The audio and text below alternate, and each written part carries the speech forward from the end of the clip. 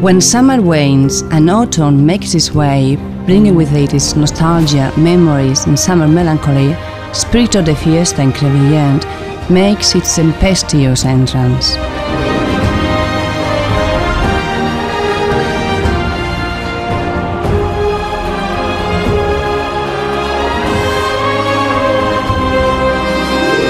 The mayor of the town announces the beginning of the festival, proclaiming its greatness, its friendship, its camaraderie, its goodness. He urges the townspeople to extend hospitality and cordiality to their visitors. He calls for an atmosphere of fun, happiness, love. He calls for fiesta.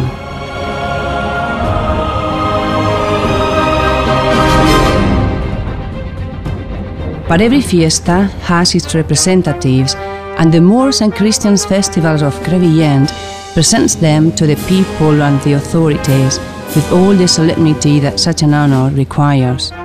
12 beautiful women, 6 Christian princesses and 6 Moorish sultanas will grace each and every act with their radiance.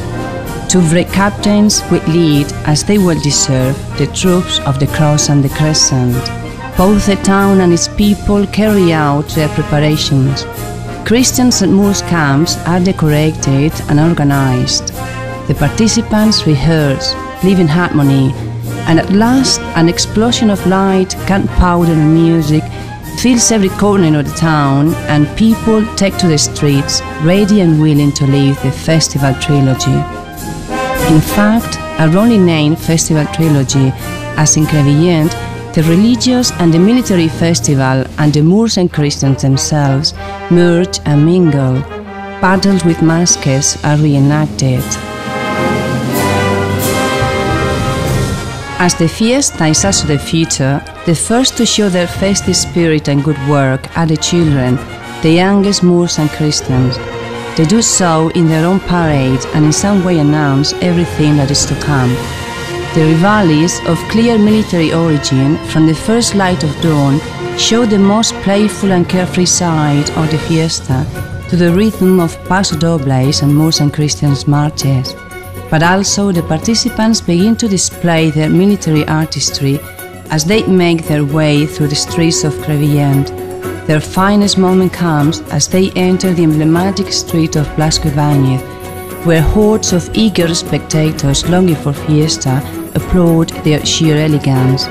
Each troop proudly parades with their queens, sultanas, standard bearers and captains. They reflect the feelings of the Fiesta experienced by each and every one of the townspeople. Later comes the entrance of the troops, undoubtedly the most spectacular and representative act of the Fiesta. In Crevillent, moreover, we enjoyed 2 such magnificent entrances, one Moor and one Christian. In the entrance of Moorish troops, Beduinos, Benimerins, Marroquíes, Omeyas, Berberiscos and Moros Viejos Tuareg, in their finest costumes, show their support to the troop which holds the captaincy. A captaincy that year after year surprises us with an exceptional pageantry, specially created for the occasion and showing all the sensuality and mystery of the Near East.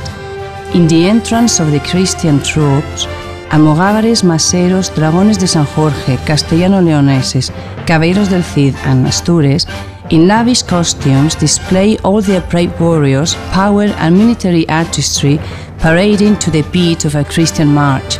Cowley dances magnificently accompany their queens and captain. The embassies are another symbol of our Fiesta, which declared of cultural interest on a local level in 2010, showed the mediation of James I, King of Aragon, known as the Conqueror. He mediates to avoid war between the Moors of Crevillent and the Castilian troops, led by an arrogant ambassador who in the name of the King of Castile demanded an unconditional surrender. Divided into 2 parts, the first act shows the embassy of the Rise, Muslim lord of Crevillent, who talks to the Castilian ambassador from the walls of his fortress. The episode ends with the kidnapping of the Rise and a declaration of war. In the second part, we are taken to the embassy of King James I, who was camped in the nearby lands of Orihuela in order to quash a revolt in the old kingdom of Murcia.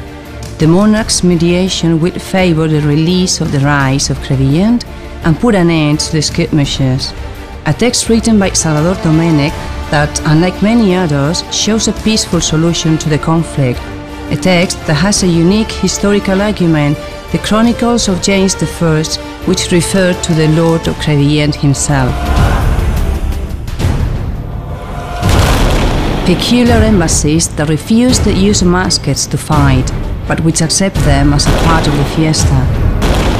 Muskets that sound out powerfully first in the morning and again in the afternoon in the musket firing display. Noise, music and powder, undeniable pillars of the fiesta.